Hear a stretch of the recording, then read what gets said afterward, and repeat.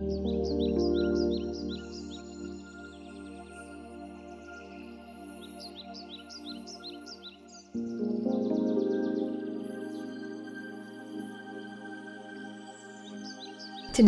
we are joined by Manny Dasgupta, Chief Marketing Officer of IBM Global Business Services. At IBM, Manny helps companies build resiliency using smarter business processes. But these attributes of resilience and smarts have powered her own transformations. From engineer to CMO, Manny shifted from startup to consultancy to a global powerhouse corporation by strategically taking on projects that she believed would make a difference. By seizing opportunities and standing up for herself, regardless of consequence, Manny paved a path that relies on the core values she's carried with her from India and the skills she has developed with each leadership role she takes on. Hosted by Youngmi Park, an expert in strategic marketing and executive leadership, let's listen as Manny Dasgupta takes her seat at the table.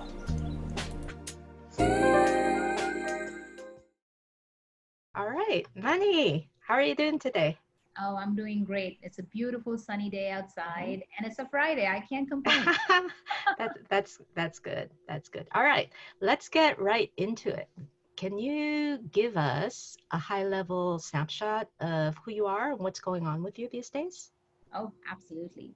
So I lead marketing for IBM's consulting, applications, and business process business. It's a services business. Mm-hmm. The total services business of IBM is 60% of IBM, which people don't often Mm, realize. mm, And I've been leading their new business transformation play called Smarter Business. So it's mm-hmm, exciting times. Doing it mm-hmm. all remote is even more exciting. So it's Wow, really I fun bet. time to be in. Yeah. I bet that's an extra layer of transformation that you weren't expecting, right?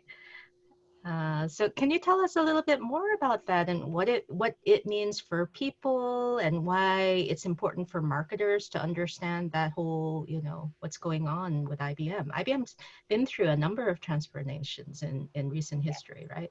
Yes, we have. Uh-huh.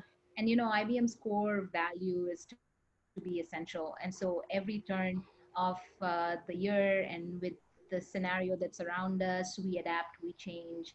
And we see the Mm-hmm. same thing with our clients right now. In Mm-hmm. fact, if you look around us with the uncertainty around everything that Mm-hmm. companies are facing right now, everybody is figuring out how to be more resilient, how Mm-hmm. to adapt to these scenarios, how to sense and respond, Mm-hmm. how to still retain their competitive advantage. And so that Mm-hmm. is the work that I'm doing right now Mm. in putting together our capabilities, our products and services, packaging them in a Mm-hmm. way that clients can then use those to become more adaptive, smarter businesses. Mm. So Oh, it's that sounds, exciting and hopefully yeah. it's very relevant to clients Yeah. right now.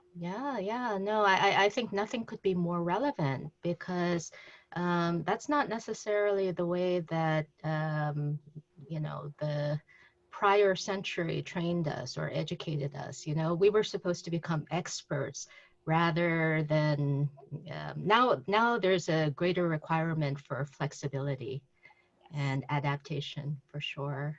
So, Yeah. so true. And what we have found is you could do that if you truly harness the data that you have. Mm-hmm. Think about it. We know so much about our customers. If Mm-hmm. we could really harness the data and Mm-hmm. use that to make our business strategy decisions, Mm-hmm. we would be able to create competitive advantage. So those are the Mm-hmm. small nuances, and not all of this data is available online or searchable. Mm, This is the data that companies own for their own clients. mhm, mhm, Um, we just need to apply it, and you need to work with somebody who knows how to apply it to get the kind of mhm, business goals that you want to achieve. mhm, mhm. Yeah, I'm surprised that people weren't already acting on that data because it seems like, certainly we have much more access to it, but having access to data is not really new. So, Yeah, but that's it, true. But the thing is, yeah, people have it in so many different places. that's the And difficulty. yeah, that's the Yeah, difficulty. So to yeah. have a single source of truth, Mhm, as we say, is mhm, hard. And Mm-hmm. then it's always like that's the reason why I like marketing. It's a bit of an art Mm-hmm. and science. Mm. The science, of course, is there with the application of Mm-hmm. technology, but there's a little bit of Yeah. understanding your customer, listening, Yeah. really Yeah. probing, No, which is art. absolutely. I was just thinking about that today because these days I'm so interested in psychology and cognitive behavior and things like that. And I thought that, well, marketing is based on that, but then it has all of these other things and it applies them, which I think is wonderful. It's applying across disciplines. So I agree with you completely. Yeah. So, talking about transformations, you've undergone a number of transformations in your career. Can you tell us a little bit about those? Yeah, yeah, I'd be happy to. In fact, many people don't know I Hmm. wanted to become a doctor. Oh. And that would have been, from there to now marketing Uh-huh. would have been quite a transformation. But what I ended up doing is I did my engineering in computer science. So Mm-hmm. I started off developing and coding software Uh-huh. for IPv6 test routers. So I used to sit Mm-hmm. and code in this really dark and freezing cold, because I don't know, in those times you had to keep the temperatures low for Mm. these big servers. Mm-hmm. So it was always freezing and it was always dark.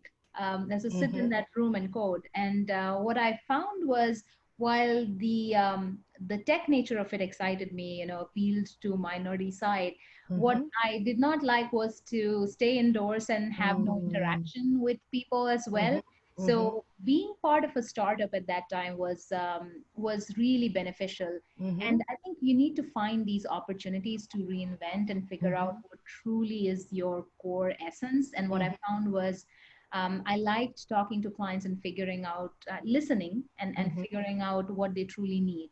So I Mm-hmm. became the front end person who was always Mm-hmm. talking to the clients. And I realized at that time that I need to upgrade my technical skills with some managerial skills. So I Mm-hmm. stepped out of the workforce and took time off and did a full time MBA, Mm-hmm. and then did a transformation into a marketing career. And I've been a marketer since. Mm-hmm. So tell us about some of those shifts because your shifts have been very interesting. So you went from being a techie, and then after your MBA, you went into, was it consulting? I was part of a Uh-huh. consulting company, and Yeah. the transformation is also about the different cultures of the different Mm. companies that I've been in, Yeah. right? And so this one was based in India Uh-huh. at that time, and so I had to reconfigure into working in a very different culture. In fact, at the startup, one of the first things that I'd share with you, I was the only woman in the startup. Mm. So when I Mm-hmm. was coding, so it was a whole different, and then from there on I went into this company which was fairly large Mm-hmm. consulting organization, about 100,000 or more employees. It's pretty large. Mm-hmm. And adjust there. At that time, again, this is an opportunity is always there in front of us. We've just got to Mm-hmm. figure out the right ones, and the decisions we take are so important in Uh-huh. in really solidifying our career and progression. So at Mm-hmm. that time, I had the opportunity of doing something, joining some team, or Mm-hmm. starting something from scratch. And Mm. so I chose starting something from scratch, because I felt that that's an area that would grow in the Mm-hmm. future. And that was influencer relations. So it was Mm-hmm. figuring out how to influence people who impact your share price. Yeah. And I thought that had a strong impact on business. So I did that. I did analyst relations in that company for a while, Uh-huh. and use that really to hone my business strategy capability. That was Right. a big change from the tech Right. job for sure. Right, right. And then after that, you made another shift before IBM as well, right? I So, did.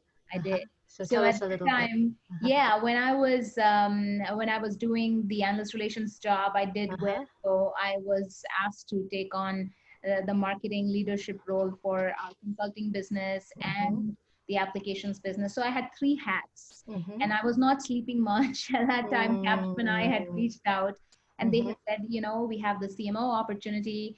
I thought, this is interesting. This is a French firm. It's a Mm-hmm. very different culture. It's of course headquartered in Paris, and that always is great. Mm-hmm.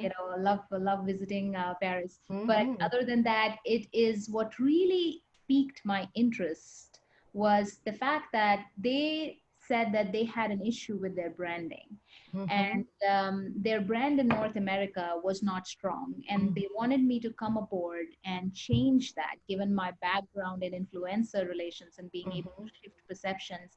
So they Mm-hmm. wanted me to come and change that. So when Mm-hmm. I joined them, they had a negative 1% growth rate. But then when, with the work, and that was really good to see the impact that brand has on Mm-hmm. business performance. They grew, and when I left them, it was about a 14% positive return. And so that was truly amazing to witness firsthand, and to Mm-hmm. be able to partner with the leadership team and making it happen was really an experience I cherish. How exciting. So, what was it that made, I mean, was it one factor that made a big difference, or was it a number of factors? Always a number of factors. Mm-hmm. We made sure, of course, the branding piece that I talked about, we had to make sure that we had our client strategy in place. Again, using the data that we have, we knew our clients, we needed to reach out to them in more relevant, Mm-hmm. engaging ways. Mm-hmm. And then at that time, we also looked at our talent Mm-hmm. and realized that we needed more of a pyramid strategy for talent. And so we acquired a company at that time. So there's always a bunch of different things that you need to do, Mm-hmm. but doing the right things are synergistic, Mm-hmm. and that Great. creates the lift. Sure, sure. And then after that, did you come straight to IBM or was I there did. another step? Okay, all I right. did. And So what was the, IBM, uh, yeah, it was funny because IBM had the same. So IBM, I joined IBM at that mhm, time. IBM did not have a services brand, mhm, and they wanted me to come aboard mhm, and help really add new meaning to this iconic mhm, 109-year-old brand, mhm, which I found fascinating. So I said, of mm, course, yes. And since mhm, then, we've been reinventing the brand mhm, and transforming the business. We mhm, launched the services brand in 2017, a year after I joined, six mhm, months after I joined. Actually, I mhm. joined late 2016, and so it's been a crazy road since then. And now we have this unique situation around us, Right, and we're right, right, right, right. adapting. Right, right. I mean, I think that that's so interesting because you've encountered all of these shifts not only in your function, but in your industry, in your role in the industry, in company, in people, in all of that. So, what a rich experience. Out of those, were there any things that were more interesting or more challenging or more transformational from when you look back at all of those shifts and turns? What stands out for you?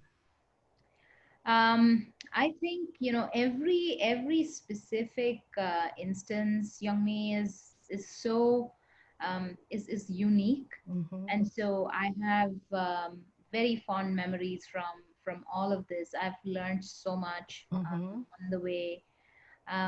But if there is one thing that if I want to go back and tell my younger self, it would be that there's always going to be an opportunity, and sometimes the opportunity comes in a different clothing. You've got to figure out, and it's never always that this is it and nothing's going to happen. There is always going to be another opportunity. it's mm-hmm, just it just may not be very apparent. mm-hmm, These are softer things that as we grow older and as we grow into our careers, we realize that the the um, the softer, the EQ portion. mm-hmm, We always, when we grow up, we talk about IQ and mm-hmm, excelling in examinations and mm-hmm, studying and all of that. But the emotional quotient of it, the softer side of it, I think is equally important, and mm-hmm, is not often recognized or mm-hmm, paid as much importance to. So I mm-hmm, think those are the things that every time there's so much learning mm-hmm, opportunity, and use that to hone up your mm-hmm, EQ skills. mm-hmm. That Very would well be said. one thing. Yeah, very well said. Especially making such dramatic shifts. If you don't have that, you're not going to pick up what the nuances are. S- So, Mani, these days, you're championing diversity initiatives at IBM. And, really nothing could be more timely. So, can you tell us something about what diversity means at IBM as well as to you personally, and what we as marketers and also as individuals living in this world, what can we do to influence positive change? Yeah, that's such a great question. Mm-hmm. You know, fostering an environment of diversity and inclusion is not just important, it's essential. Mm-hmm. IBM's strategy in this particular case is not just about diversity, it's really about equality and inclusion. And I wanted Mm-hmm. to underline that, because you know we have ample evidence that diverse teams have better results, it has Mm-hmm. a better work environment, greater innovation, but not stopping at say a gender, or it's not just about gender, it's Mm-hmm. about our choices, you know, our race, our there should be fairness and Mm-hmm. equality in Mm-hmm. business and Right. in society, Mm-hmm. irrespective across Right. the board. So Right. IBM launched this initiative, we call it Be Equal, Mm-hmm. and it's a very visual. I don't know if you've seen the IBM bee. Uh, Uh-huh. it's a bee, and Uh-huh. the bee has stripes, right? Uh-huh. When you look at the stripes, it's an equal sign. Uh-huh. So we call it Ah, equal. wow. That must be quite striking. Yeah. Yeah, it's at the heart. It's at the Uh-huh. heart of our diversity and inclusion strategy, and Mm. we have always.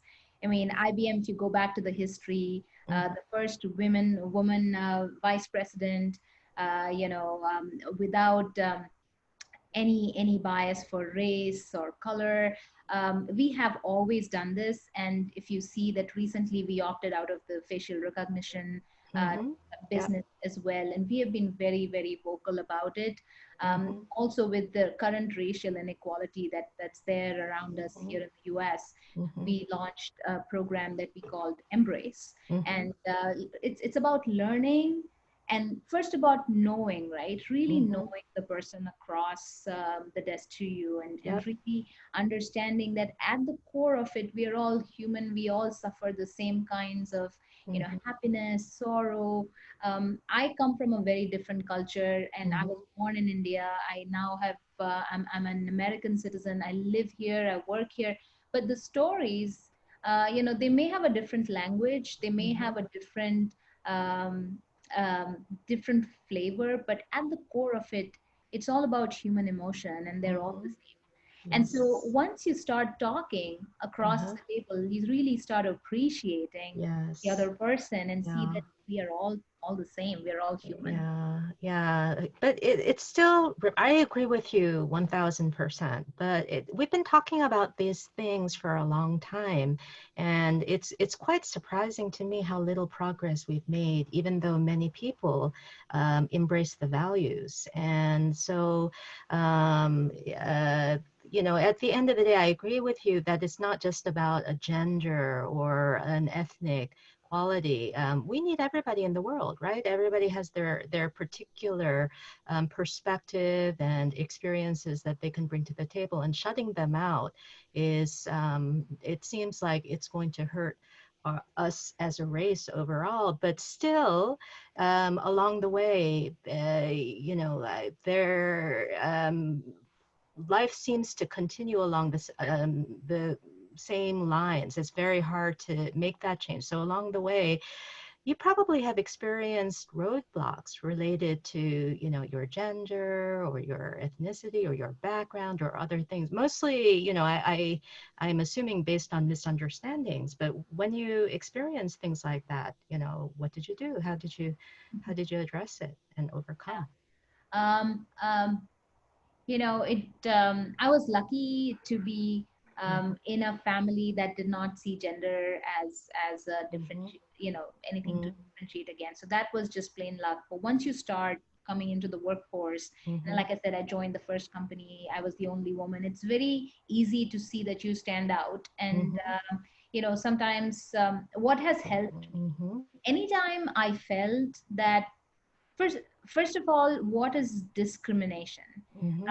If you feel like you deserve something and you're not being given an equal chance to fight for it, speak up.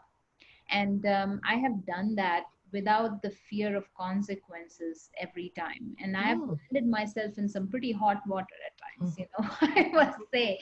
But I've seen that there are people who will stand up for you with you.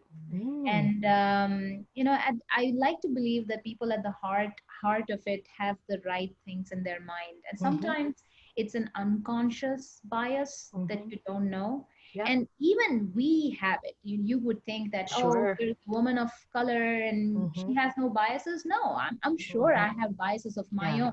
And to Yeah. be able to recognize them, there are Mm-hmm. many such good assessments nowadays Right. available, and they're illuminating.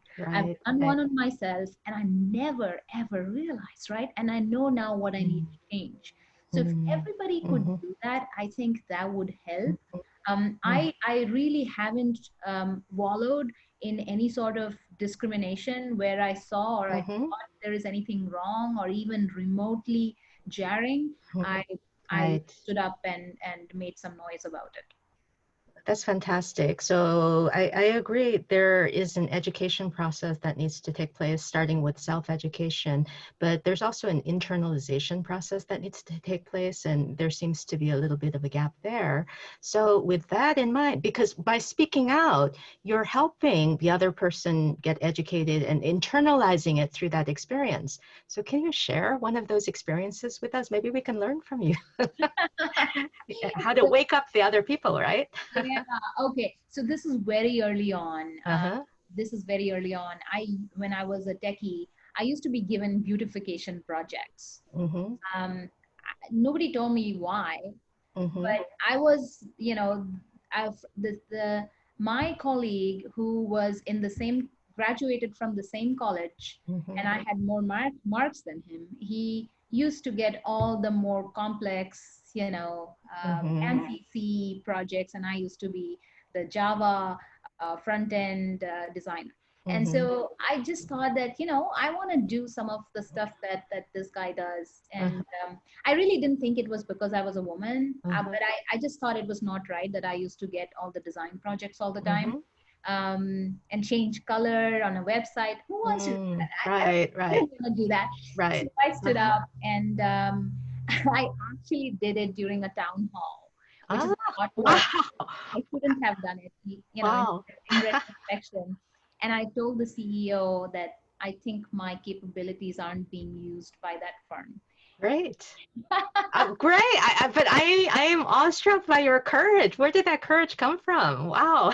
No, it was just probably, I don't know if it was courage or it was just plain stupid. I just stood up and I just in front of everybody, and so I Wow. landed myself the toughest project that these guys were doing at that time. And I literally the next 3 months I've never worked so hard in my life. Mhm, um, but yeah, mhm. they never gave me design projects Oh, again. that's fantastic. I love that story. So it sounds like you're a tough cookie who's made a bunch of deliberate choices in your career. Did you go about like intentionally crafting your career a certain way, or how did you approach that Um, development? yes, I think that's a great question too. Sometimes you need a little bit of luck also, that which Mm-hmm, helps people at times, the right opportunity at the right time. We mm-hmm, don't discount that. However, there is so much power in the decisions that we make every single day. mm-hmm, Just to decide whether I wanna do this interview with you, for mm-hmm, example. And so, say somebody is watching it and wants to reach out to me and have a discussion. So the decisions that we take every mm-hmm, single day have such a profound impact on how our careers, mm-hmm, grow and progress, and how we develop as mm-hmm. individuals. Maybe I Yeah. learned so much from this person who reaches out to me to Mm-hmm, connect, right? mm-hmm, I think so. I think you have to be very intentional. mm-hmm.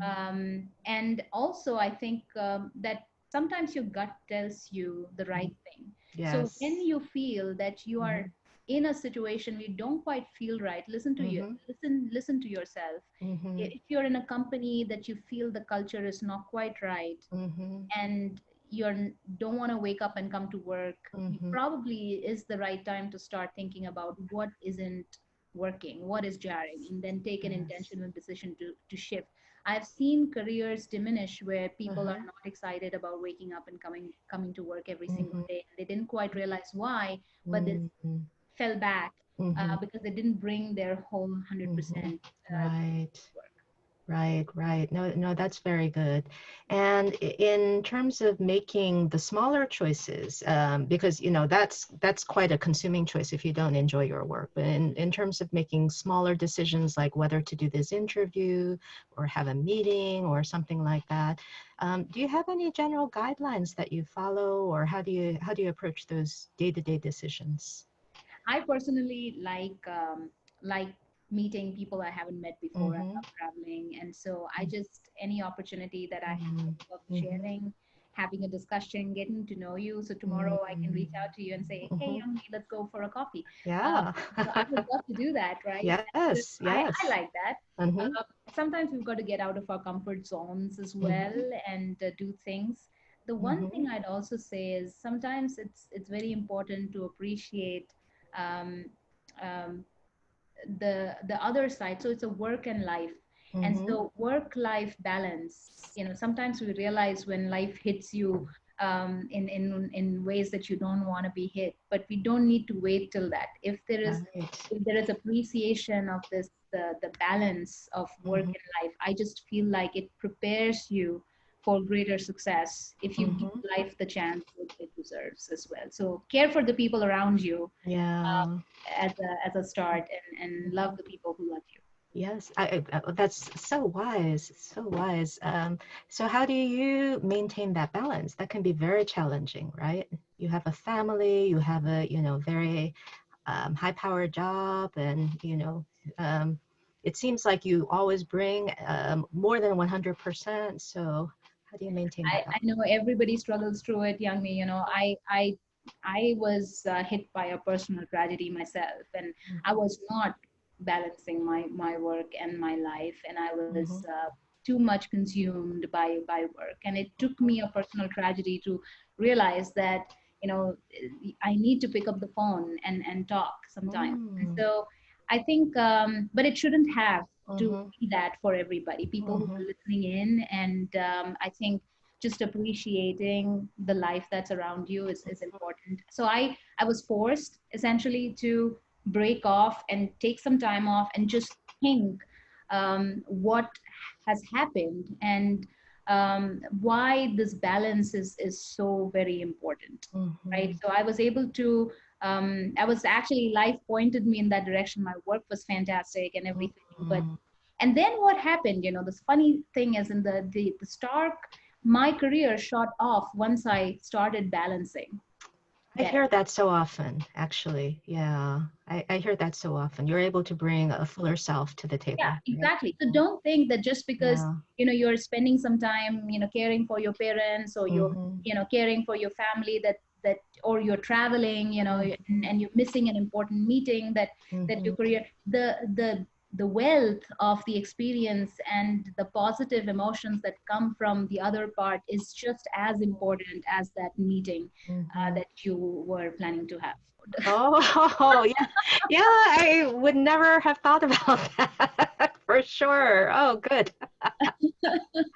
Good. All right. Well, looking back, let me push you a little bit further. Looking back, because we all have experiences and some are very positive and some are challenging. Is there anything that looking back you might want to do over? Ooh, good question. I had the opportunity to stay in technology, and I was an engineer, like I said. So I had a Mm-hmm. choice of staying in technology and Mm-hmm. building a marketing career in technology, or Mm-hmm. shifting industry completely and moving to investment banking. Mm-hmm. And I've always thought of what would life have been had I joined JP Morgan. Mm-hmm.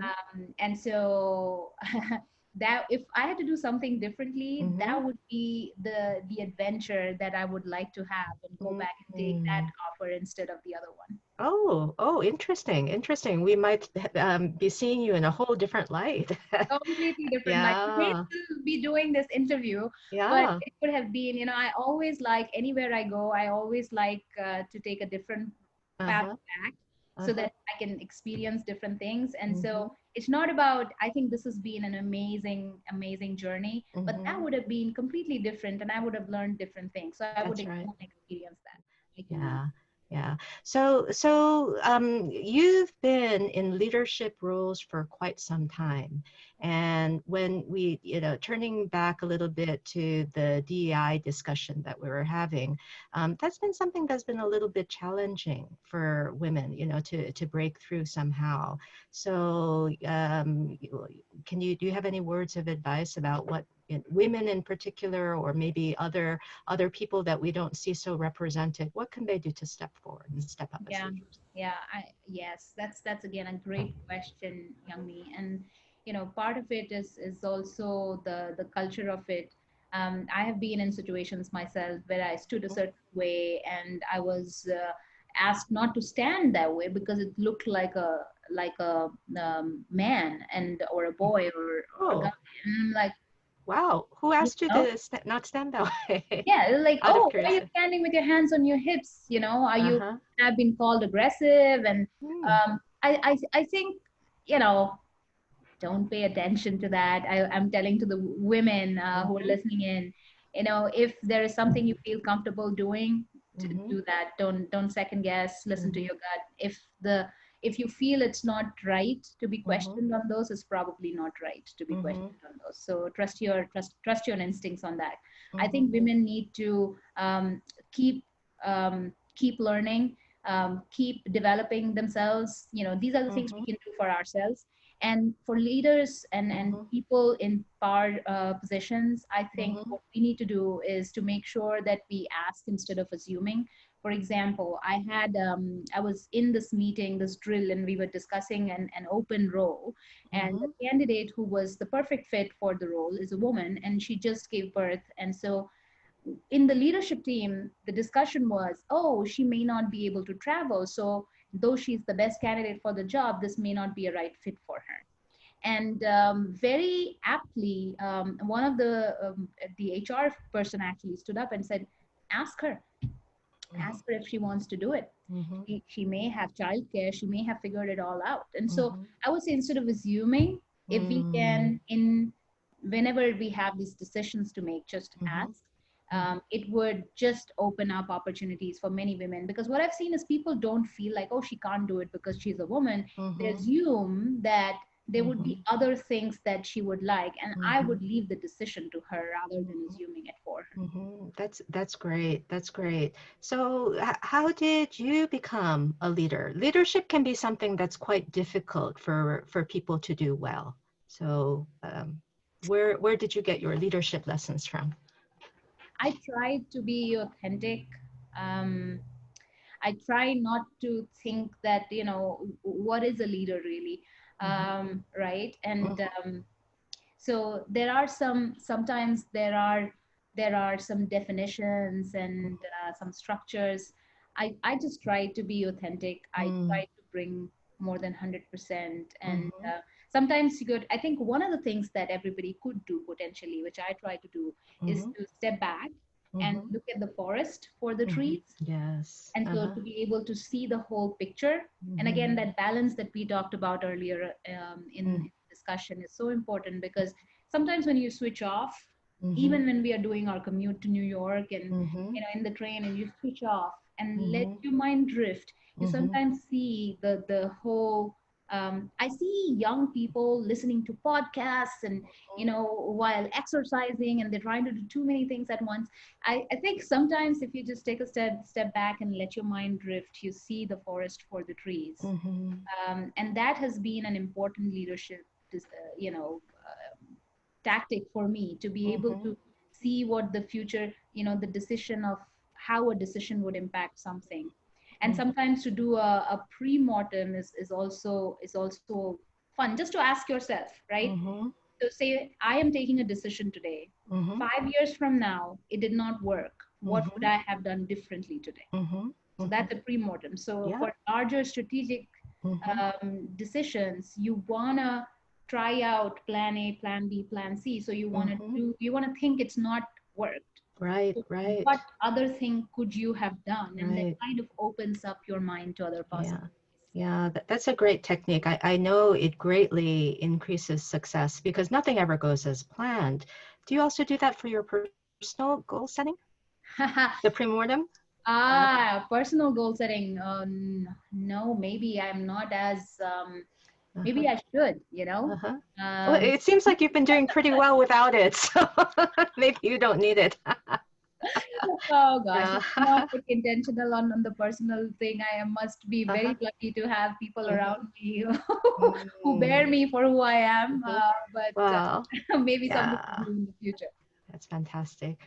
So now this may be a little bit uncomfortable, but what's one private thing about you that people at work would be very surprised to learn? Ooh, okay, maybe because it feels like many people think always that I'm an extrovert. I'm actually an introvert. I Mm-hmm. so this situation of working from home, and Uh-huh. I literally haven't gone out in the past more than 3 months. Haven't stepped Mm-hmm. out of the house at all. I get all my deliveries online and everything, and I am actually enjoying it. I love nothing Mm-hmm. more than curling up with my own book in my Mm, reading nook. Yeah, solitude is great, and great. so is meeting people. But at my heart, I'm Mm, still an introvert, and like to mm, spend some mhm. time. Well, thank you for sharing that with us. And then final question, tell us about one of your guilty pleasures. Dark chocolate. Oh, okay. Well, that's a pretty healthy guilty pleasure. That's supposed to do lots, I can eat by handfuls. right? And, Oh. I don't eat so many. Okay. All right. Mani, it's been wonderful speaking with you. So much wisdom, such a rich life. My goodness. Yeah. And, I'm going to, as soon as things open up a little bit more, I'm going to take you up on having coffee together. So continue the Absolutely. conversation. Yeah. Yes. Yeah. Yeah. Thank you so much for your time. Thank you. Thank you, Youngmi. Thank you so much. So All right.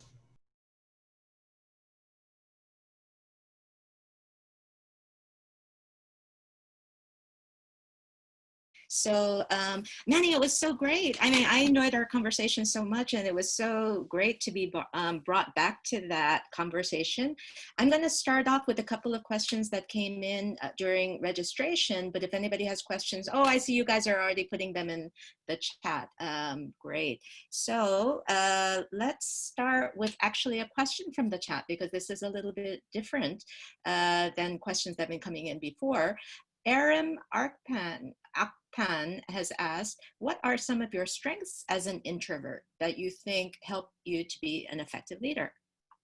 oh, that's a good question. And thank you for that question.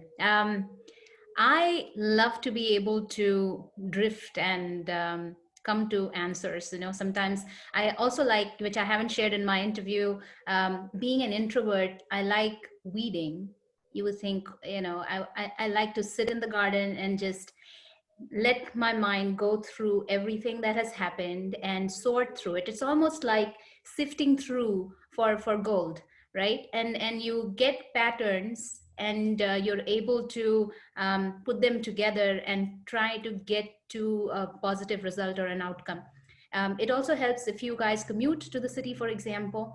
Many people listen to podcasts when they go on the train, and I see really zealous early morning commuters who are like trying to get work done. I just stare out of the window and just let the scenery run past me and think of the things that are have to be done and kind of prioritize. So being an introvert is a good thing to do. Just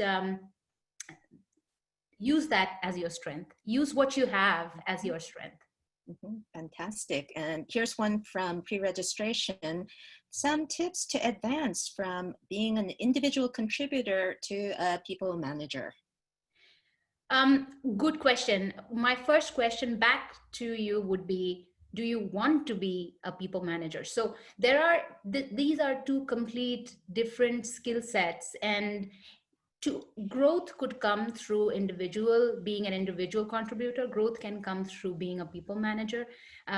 If you would really like to invest in the development of people around you, that is something that is your calling. By all means, you should start becoming, and start evaluating yourself and start seeing. I have seen some great people managers who truly invest their time to bring other people up, and the power becomes the team, not that particular leader. And this, if that is your calling, you should do it, but you should ask yourself that question first, because it is not easy.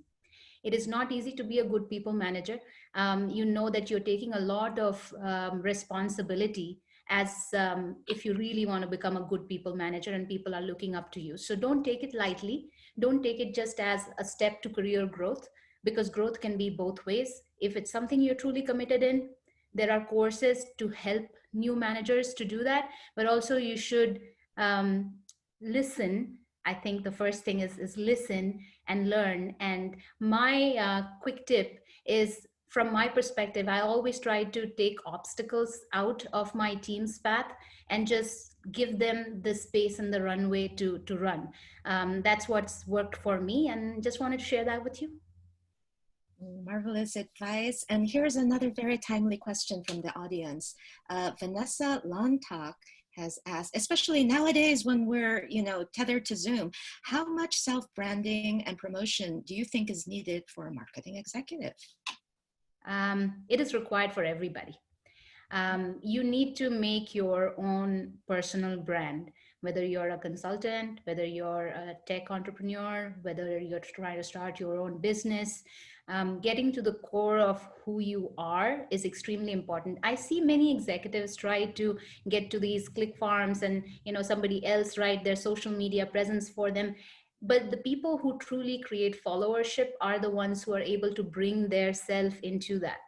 And we'll have to carve out the right kind of time. I am guilty of not having enough time to do it myself as well, and this is something I want to do better myself. But I really think you've got to bring your authenticity, your real self, to creating your personal brand, because your value has to be true.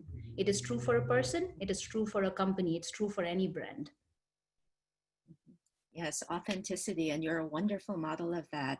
Another question from pre-registration, and I'm speeding through because I'm trying to get in as much of your wisdom as possible. As a designer, somebody who started as a designer, how can I move into higher strategic business and marketing roles? Oh my God, you have such a gift. If you're a designer, you actually have a creative eye. If you're a designer, you're able to see the forest for the trees. If you're a designer, you're able to take the essence of 50 things that have been told to you and resynthesize that into something visual that makes people take a decision. You're the quintessential marketer. Use that to step into a branding role. Use that to step into a company value proposition kind of a role. Bolster that strength with marketing insights, data insights, competitive insights, and use that to take the next step. It doesn't matter where you start, guys. Take what you can learn and see how you can expand and build on it. That's the only way I've seen. That's the sure way to success, is instead of doing small bits and pieces here, there, if you take something that you're truly good at and then you try to expand it, it's almost like you're getting to the moon, right? You're orbiting from the earth and you're getting to the moon. So try to expand your scope. I've seen that to be very effective. And designer, great. Fantastic, fantastic. Now, two other questions from the pre-registration that seem to be a little bit related. One is asking, how did you ask to be promoted when you knew you deserved it, but women are often perceived as bossy? So how do you assert yourself without being perceived negatively? So. Oh, well, I mean, ask for it. I will say, always ask for it. It's in this world nowadays, with the competition that's around you, it's really in a utopian world. People watch out for you right now. You are your own best advocate. And if you feel you deserve something, you got to stand up and say so, because nobody else will feel you deserve it unless you do yourself. So you are the first one you've got to convince, right? And you're your best advocate.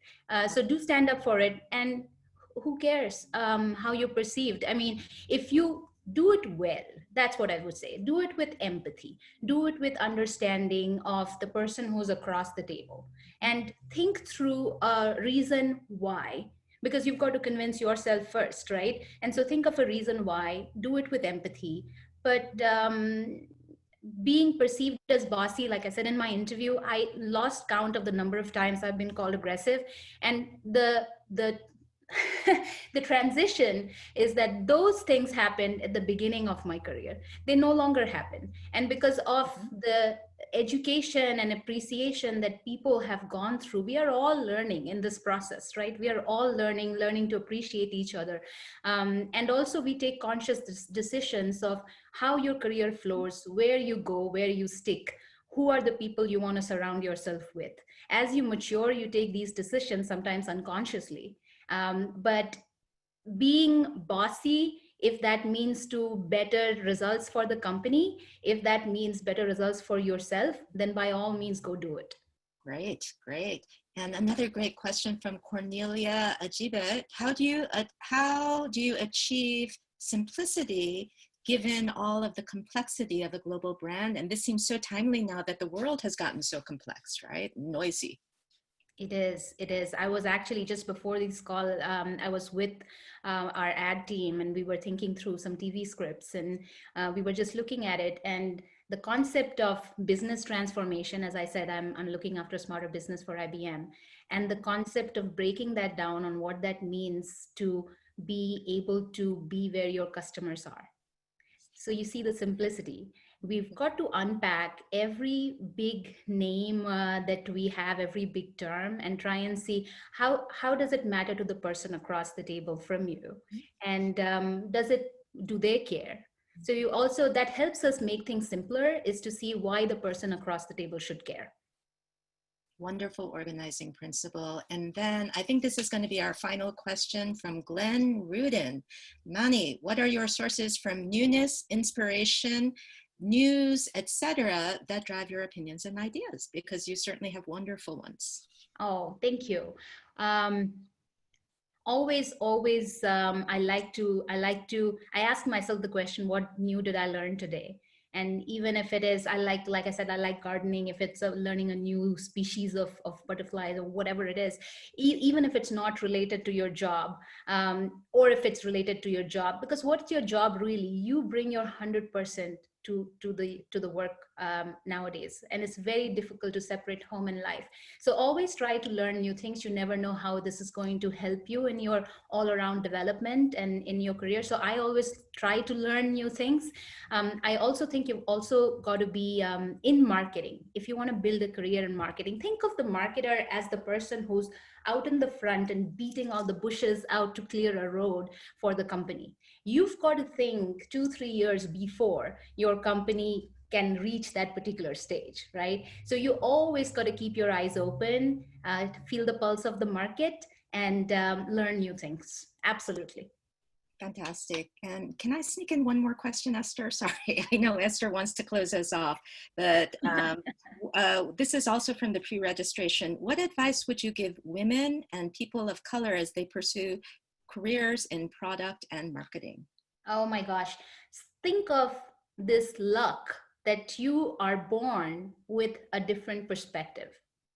Think of the value that that has to the company, to the product that you're trying to package, to the positioning that you're trying to make.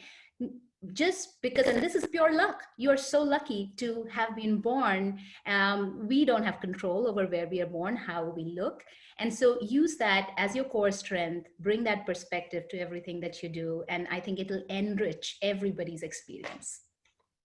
Outstanding. Mani, I can't thank you enough. This has been outstanding.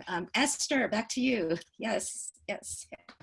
Yes, we could go on and on. This was Lot such an engaging conversation. Thank you, Yami, for hosting the interview, and Manny, of course, for sharing such a engaging and successful story.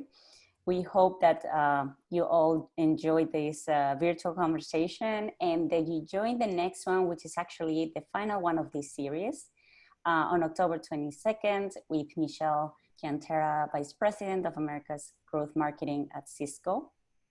And thank you so much for joining us today. And I hope you have a wonderful rest of your day. Thank you, everybody.